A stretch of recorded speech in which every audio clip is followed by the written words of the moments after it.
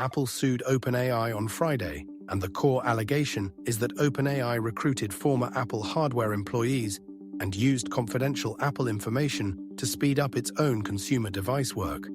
The Verge and Axios both have the suit as the center of the story. Apple is saying this isn't ordinary hiring friction, it's trade secret theft tied to hardware plans, laptops, cloud file access, and staff who moved from one sealed product culture into another. This is a different kind of AI lawsuit than the copyright cases we've been living with. Those cases ask what can be trained on. This one asks what a person carries in their head, on their machine, and through their habits when they leave a company that builds devices in secret. Right. And the status matters. This is a complaint, not a verdict. OpenAI denies the allegations. The reporting is still describing Apple's claims, not a court's findings. But the claims themselves are specific enough to make the story more than a generic talent war item. Apple isn't just mad that people left. Apple is saying OpenAI hired toward a hardware ambition and benefited from material those people shouldn't have taken or used. The device angle is what makes it sticky for me. If OpenAI were only buying model talent, Apple might complain in private and move on. But when a model company starts trying to make the object you hold, the ex-Apple employee becomes a different kind of hire. They know how Apple closes a device around heat, suppliers, prototypes, late design cuts, and the manufacturing compromises the company will tolerate. And Apple is probably the company on Earth most allergic to that knowledge becoming portable. The funny thing about consumer AI hardware is that everyone wants to talk about the assistant, the companion, the post-phone interface. Apple hears that and thinks about a much older question. Who knew what? When did they know it? And what files crossed a boundary they shouldn't have crossed? There's also a cultural collision here. OpenAI has been moving like a lab trying to become a platform company and a consumer company at the same time. Apple moves like a product institution that treats secrecy as part of the product. So even before a judge touches the facts, the conflict is legible. One side is racing to find the physical form of AI, and the other side is saying the race doesn't suspend the old rules. Axios describes this as an IP and talent poaching fight. The Verge puts it in the context of OpenAI's hardware plans. TechMeme, unsurprisingly, collected the wider pile on. I think the best way to read it is narrower than the social reaction and bigger than one hiring dispute. AI labs now want taste, devices, distribution, operating systems, and industrial design. That means they are hiring from the companies that already know those things, and the receiving companies don't get to decide unilaterally which parts of that knowledge are fair game. And for once, the most interesting technical artifact may be mundane in a legal sense. Access logs, laptop images, cloud storage records, calendar trails, offer letters, and maybe Slack or email. The lawsuit turns the hardware roadmap into an evidence problem. OpenAI plainly imagined a device. Apple has to connect specific confidential material to specific work at OpenAI. That distinction saves us from making the story hotter than the facts. If Apple has the receipts, this becomes a serious constraint on how AI labs raid hardware teams. If Apple doesn't, it becomes one more sign that incumbents will use trade secret law to make fast hiring more expensive. Either way, the behavior around frontier AI is starting to look like the behavior around every other industry that got close to a physical supply chain. Lawyers arrive when the prototype does. The prototype matters there. Software companies can pretend talent is fluid until the work requires tacit manufacturing knowledge. A device is made of undocumented decisions. When people leave with that memory, some of it is just experience, and some of it may be protectable. The law exists because nobody can draw that boundary perfectly in advance.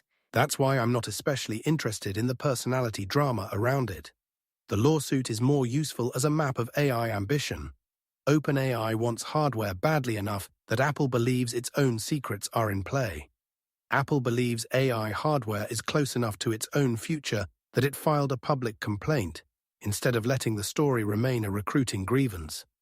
That tells you where both companies think the next interface might be fought. Reth.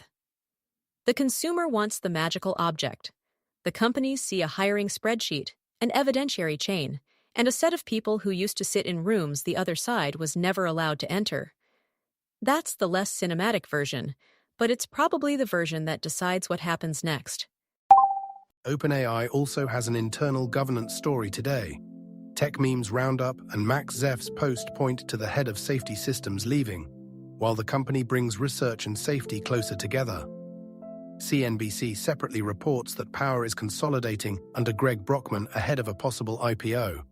Those are different reports, and I don't want to staple them together too tightly, but they rhyme at the institutional level. They put the same company under two kinds of pressure. Outside the building, Apple is alleging that hardware ambition ran through the wrong boundary. Inside the building, OpenAI is deciding where safety belongs in relation to research and execution. That can be a healthy integration, or it can make independent refusal harder. The org chart alone doesn't tell you which one you have. Exactly. Safety closer to research can mean the people thinking about risk are there early enough to shape the work. That is the generous version, and it has force. A safety team that only reviews finished products can become ceremonial.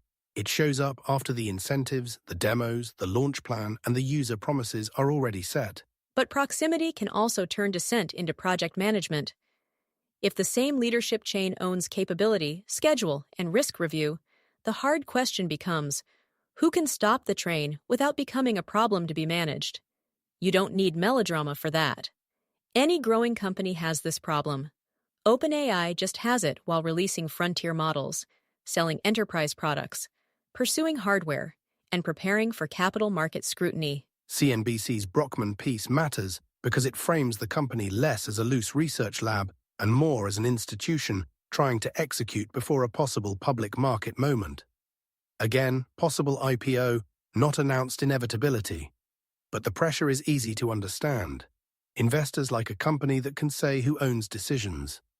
Regulators and users want to know who owns safety. Those demands don't always reward the same structure. And the Apple suit makes that ownership question feel less abstract. If you are going to build devices, negotiate export boundaries, sell models into regulated customers, and keep shipping at frontier speed, governance can't live in a separate moral appendix. It becomes part of operations. The uncomfortable bit is that operations is also where speed gets protected. People who have worked around AI policy and safety are reacting to the personnel change, including Miles Brundage in the background sources. I won't put words in his mouth here. The public fact pattern is enough. A safety leader is leaving, research and safety are being drawn closer, and outside reporting says execution authority is concentrating around Brockman. That restraint is good. The departure can be meaningful without becoming a proxy war for everyone's preferred OpenAI narrative. The better question is what the next safety leader can do in practice. Can they change a launch criterion? Can they force a red team result into the executive conversation? Can they slow a product when the revenue story is waiting? Titles are cheap. Decision rights are the substance. That is how I connect it back to the week without forcing causality. Wednesday and Thursday were about model access, release gates, and agent capability. Today is about the institution around those capabilities. Hiring boundaries, internal authority, and who gets to say no. That gives us a more concrete OpenAI story than another leaderboard argument. It also explains why the same company can feel like four companies at once. There is the research lab, the consumer app, the enterprise vendor, and now the hardware hopeful. Each one wants a different kind of governance. The lab wants judgment, the app wants trust, the vendor wants contracts, and hardware wants secrecy. It is hard to make one org chart serve all four. CNBC reports that the Trump administration is easing review for UAE-linked AI chip exports. The story names MGX, crypto, Commerce Department decisions, and criticism from Senator Elizabeth Warren. That gives us the policy update without replaying all of yesterday's export control episode. The fresh part is the location of the boundary. It is moving through an allied Gulf state, investment relationships, and chip approvals rather than a simple yes or no rule. Export control always sounds cleaner than it is. A chip has a destination, a buyer, a cloud provider, a financing path, a data center operator, and sometimes a sovereign wealth fund somewhere near the table. The UAE story is a good example because the policy question isn't only, can this entity buy advanced chips? It is, What chain of relationships makes that sale acceptable to Washington? Two ex-posts also claimed that OpenAI and Google are selling advanced models to Chinese companies blacklisted by Washington. I wouldn't make the Watcher Guru post carry that claim by itself.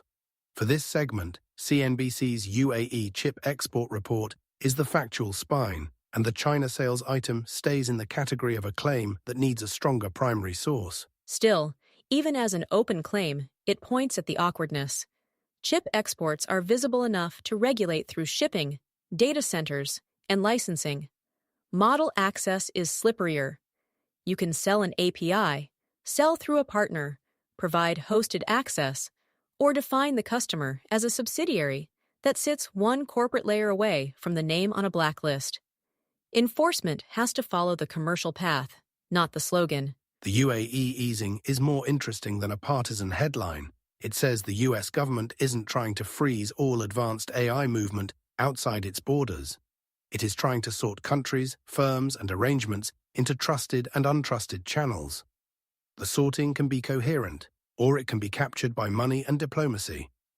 CNBC's piece matters because it puts a named deal path inside that sorting problem. Yesterday's broad policy conversation gets a useful follow-up here. The export boundary isn't a wall. It is paperwork, discretion, lobbying, congressional anger, national security language, and the practical desire to keep allies buying American chips instead of building their own stack somewhere else. You can dislike that complexity, but pretending it is simple will make you miss how the system behaves. The Apple story has a similar mechanical problem. Apple is trying to control what knowledge leaves its walls. The US government is trying to control which compute and models leave its trusted channels. In both cases, the hard part is that AI is made of people, chips, files, contracts, and access paths. Each one crosses borders differently. That connection holds because it stays mechanical. The same model can be a product, a national security object, a service contract, and a research artifact depending on who touches it. The legal category changes as the object moves. That is maddening for policy people, but it is also why the export control story keeps returning. So the fresh update is small but useful. One channel appears to loosen, another alleged channel raises enforcement anxiety, and the policy story gets more granular. I wouldn't call that a new era. I would call it Saturday's reminder that AI control is administered one exception, license, and customer definition at a time. And the next document that would matter isn't a speech. It is the approval record, the customer list, or the enforcement action that says which of these channels the government can still see clearly. Tech Meme has a fresh item today on extremist use of chatbots for weapons brainstorming. Forbes has a piece arguing that cheaper agentic models are changing the ransomware story. Polymarket is attached to a GPT 5.6 biosafety jailbreak bounty, and another Tech Meme item points to CISA warnings about credentials exposed through public repos.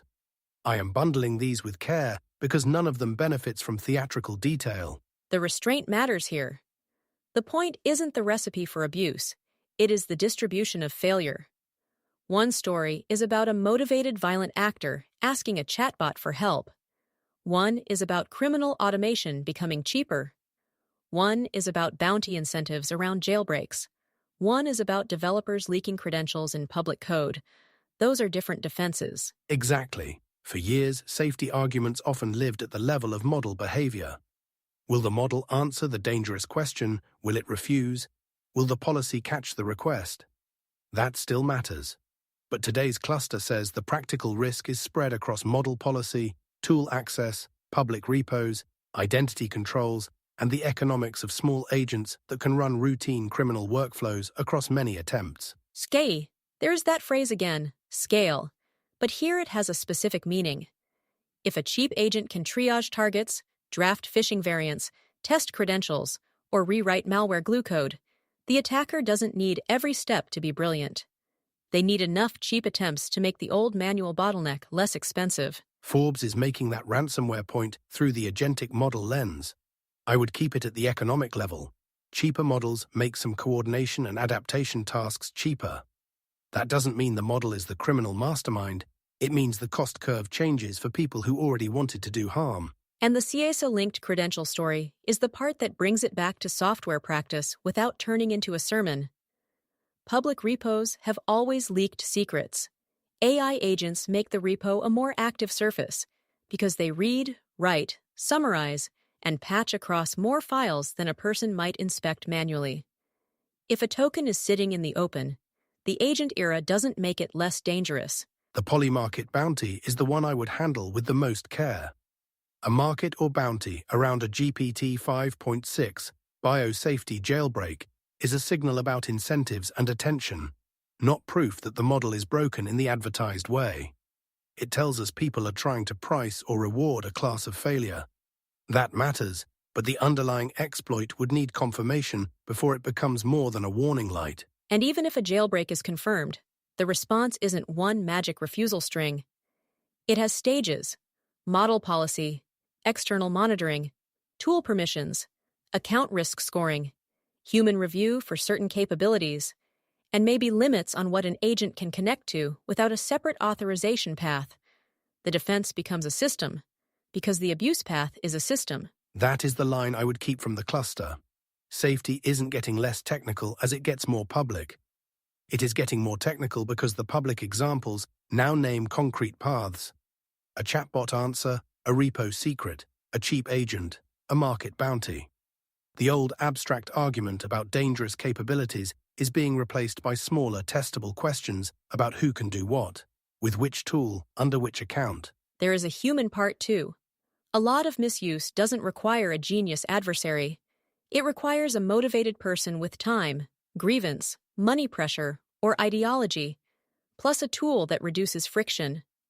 The Boko Haram-linked item is serious without needing lurid detail.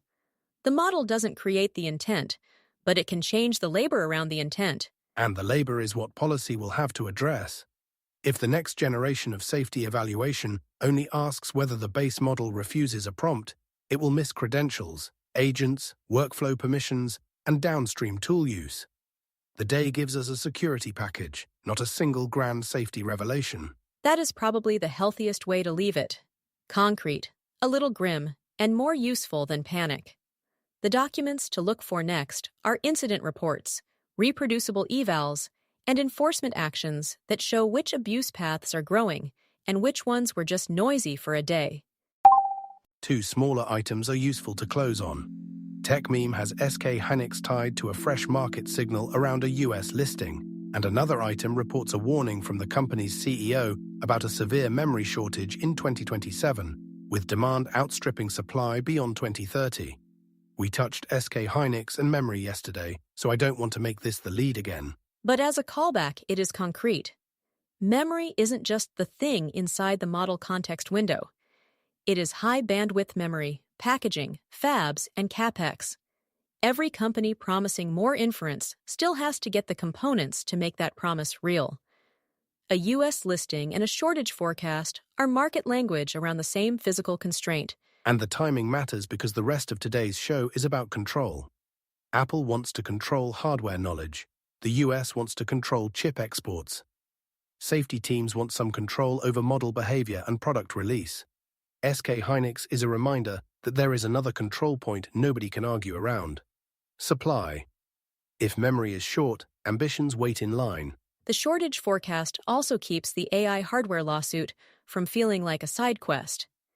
Everyone wants the device, the assistant, the data center, and the agent platform. All of those futures consume memory differently, but they all consume it. The market is trying to price that before the physical supply fully arrives. The builder counterweight comes from two AI engineer talks. One is about trust patterns, juries, judges, and injected domain context. The other is about explained diffs and micro-worlds, meaning small environments or explanations that preserve human understanding as agents make larger changes.